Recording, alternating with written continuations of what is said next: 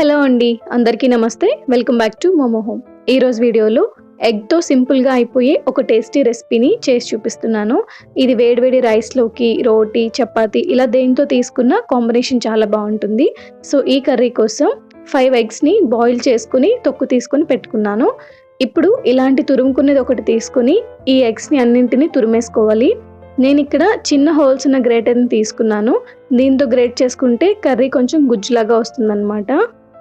ఇలా తురిమేసుకున్నాక దీన్ని పక్కన పెట్టుకొని ఇప్పుడు స్టవ్ మీద కడాయిని పెట్టి అందులో 2 టేబుల్ స్పూన్స్ ఆయిల్ వేసి, ఆయిల్ హీట్ అయ్యాక 1/2 టీ స్పూన్ ఆవాలు, 1/2 టీ స్పూన్ జీలకర్ర వేసి ఇవి వేగాక ఇందులో 1 కప్ చిన్నగా తరిగిన ఉల్లి తరుగును వేసుకోవాలి.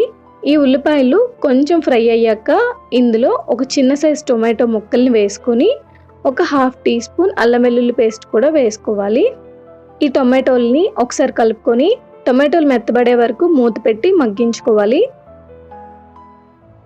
ఇలా టొమాటోలు మగ్గాక మూత తీసి మరొకసారి కలుపుకోవాలి.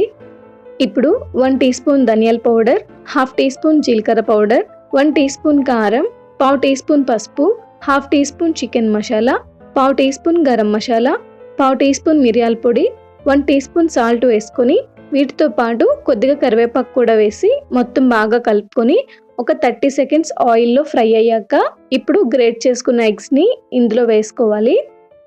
బేసికల్గా ఈ ఎగ్ కర్రీకి ఆయిల్ ఎక్కువగా పడుతుంది, కానీ అంత ఎక్కువ ఆయిల్ యూజ్ చేయడం హెల్త్కి అంత మంచిది కాదు కాబట్టి నేను ఈ ప్రాసెస్లో వాటర్ని యాడ్ చేస్తున్నాను.